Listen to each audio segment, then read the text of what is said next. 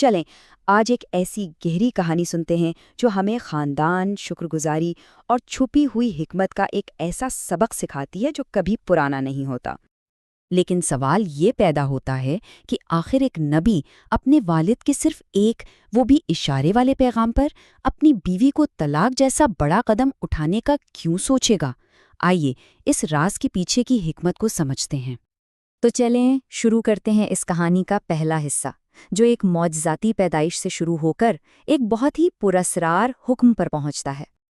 تو کہانی کی شروعات ہوتی ہے حضرت ابراہیم علیہ السلام سے، جنہیں اللہ نے بڑھاپے میں حضرت اسماعیل کی صورت میں اولاد کی نعمت دی۔ پھر ایک بڑی آزمائش آئی جب اللہ کے حکم سے انہیں اپنی بیوی ہاجرہ اور ننھے اسماعیل کو فاران کی ایک ویران وادی میں چھوڑنا پڑا۔ لیکن یہیں اللہ کی رحمت جوش میں آئی اور زمزم کا چشمہ پھوٹ پڑا، جس کی وجہ سے قبیلہ جرہم وہاں آ کر آباد ہوا اور دیکھتے ہی دیکھتے وہ وادی مکہ شہر بن گئی۔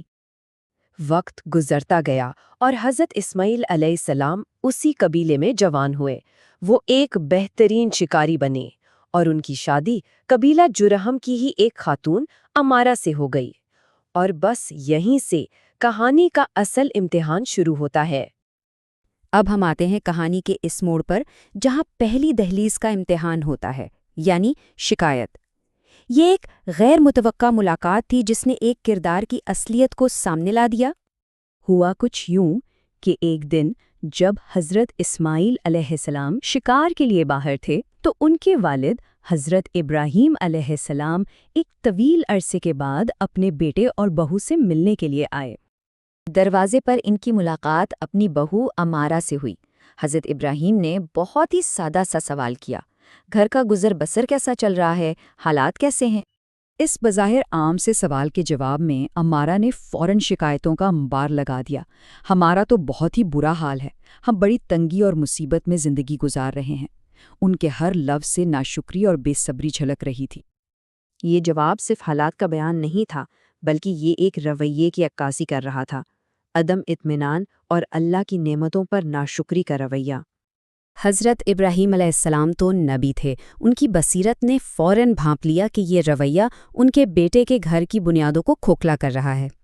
اس لیے جاتے ہوئے انہوں نے ایک پراسرار پیغام چھوڑا، جب اسماعیل واپس آئیں تو انہیں میرا سلام کہنا، اور یہ بھی کہنا کہ وہ اپنے گھر کی چوکھٹ بدل دیں۔ تو اس چوکھٹ یا دہلیز کا مطلب کیا تھا؟ دراصل یہ گھر کی بیوی کے لیے ایک استعارہ تھا، کیونکہ بیوی ہی تو گھر کی روحانی اور جذباتی بنیاد ہوتی ہے۔ حضرت اسماعیل علیہ السلام، جو خود بھی نبی تھے، فوراً اپنے والد کی اس حکمت بھری بات کو سمجھ گئے۔ اپنے والد کے پیغام کی گہرائی کو سمجھتے ہوئے حضرت اسماعیل نے امارہ کو بتایا کہ وہ بزرگ ان کے والد تھے اور چوکھٹ بدلنے کا حکم انہی کے لیے تھا۔ چنانچہ انہوں نے والد کے حکم کی تعمیل کی اور امارہ سے علیحدگی اختیار کر لی۔ اب کہانی دوسری دہلیز کی طرف بڑھتی ہے، یعنی شکر گزاری، ایک نئی شادی اور ایک اور ملاقات جو پہلی ملاقات کے بالکل برعکس تھی۔ کچھ عرصے بعد حضرت اسماعیل نے اسی قبیلے کی ایک اور خاتون رولا سے شادی کر لی۔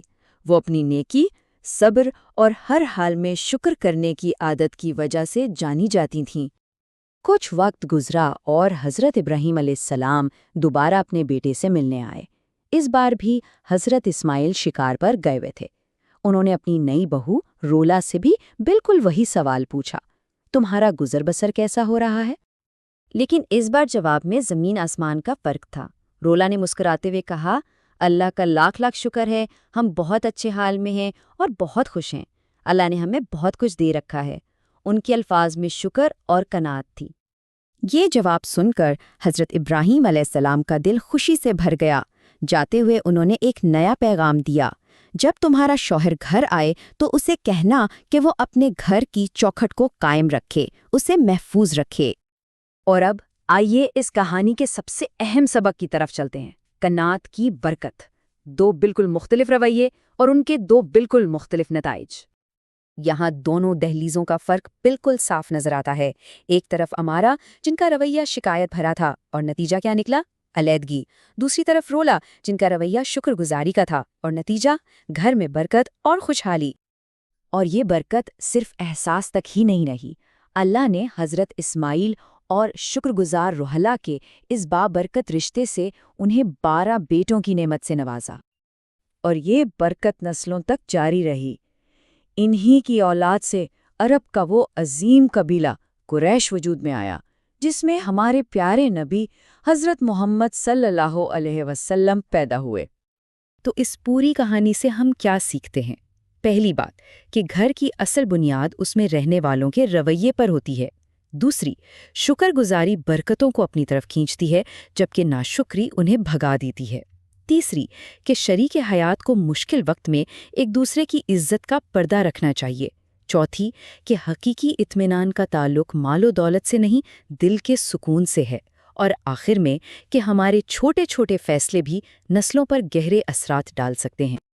اور آخر میں ایک سوال جو ہم سب کو سوچنا چاہیے، آج کی اس دنیا میں جو ہمیں ہر وقت اور زیادہ کی دوڑ میں لگائے رکھتی ہے، ایک بابرکت گھر کی حقیقی دہلیز، اس کی اصل بنیاد کیا ہونی چاہیے؟